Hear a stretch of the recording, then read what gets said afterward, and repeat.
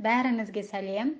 Құрметті оқырман, видео басталмас бұрын каналға тіркеліп, қоңыраушаға басып, қазақ арнасының дамуына өз үлесіңізді қосыңыз.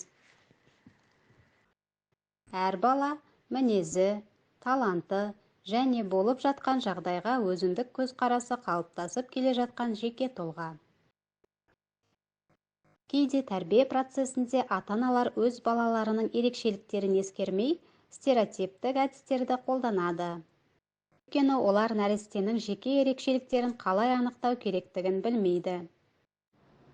Бірақ ата-ананың басты міндеті баланың үйлесімді тұлға болуы үшін оның дамуына, тәрбиесіне жан-жақты ерекшеліктерін ескере отырып көмектесу. Бұл ерекшеліктерді түсіну біршама күш салуды қажет етеді. Осы орайда сізге нумерология көмектеседі. Ол үшін баланың туған күніндегі сандарды бір-біріне қосып, бір мән шығарып алсаңыз болғаны. Мысалы, 28 қыркүйек 2014 жыл.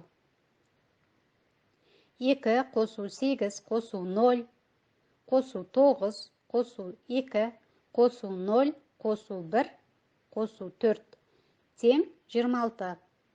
Енді осы 26-ны қосамыз. 2 қосу 6, тең 8. Сонымен, бір саны бар бала сөзсіз көшбасшы. Ол белсенді әрекеттерге бейім, үнемі назар аударуды талап етеді және басқалардан тәуелсіз болуды армандайды. Баланы қандай да бір тыйымдармен немесе шектеулермен тұншықтырмаңыз. Бойындағы көшбасшылық бейімділігін өшірмеңіз. Есейген шағында өте пайдалы болады.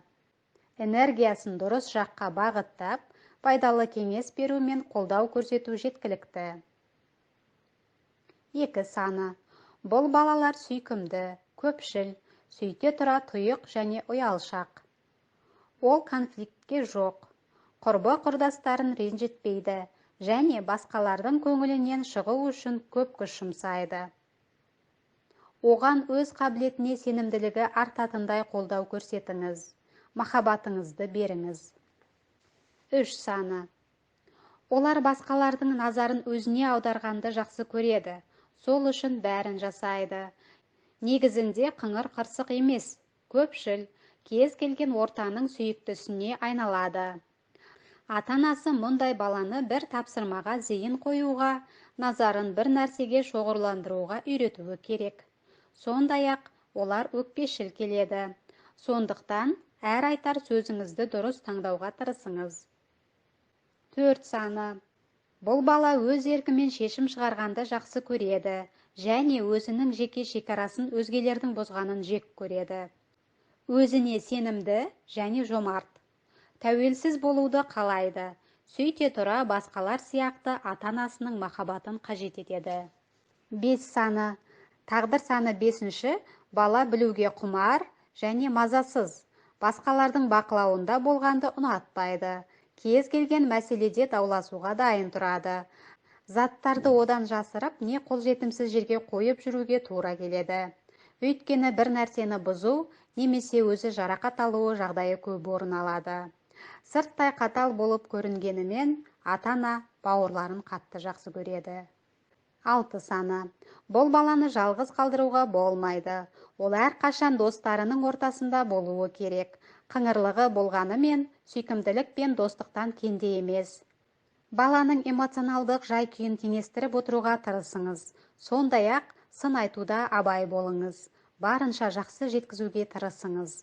Себебі сынды ауыр қабылдап, ұзақ уақыт ренжіп жүретіні бар. 7 саны. Бұл ең қиын балалардың саны. Оның кез келген тақырыпта өз пікірі бар. Одан айныту оңай болмайды.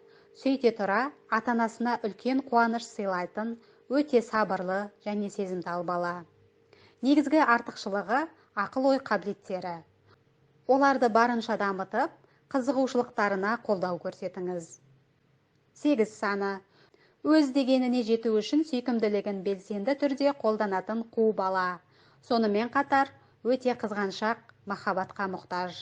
Оны жақсы көретініңізге күмәні болмайтындай сендіріңіз. Балаға ненің жақсы, ненің жаман екенін Дұрыс формада үздіксіз түсіндіруді тоқтатпаңыз.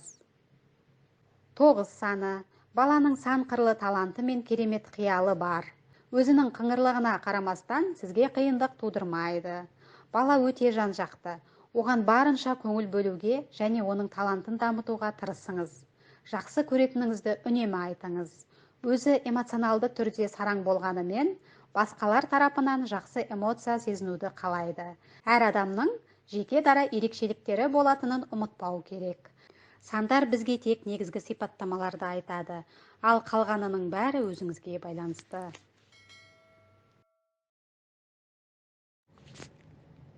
Достар, видео ұнаған болса лайк басып, каналға тіркеліп пікіріңізді қалдыра отырыңыз. Көңіл бөліп тыңдағаныңызға рахмет. Келесі шығарылым тек сіздер үшін.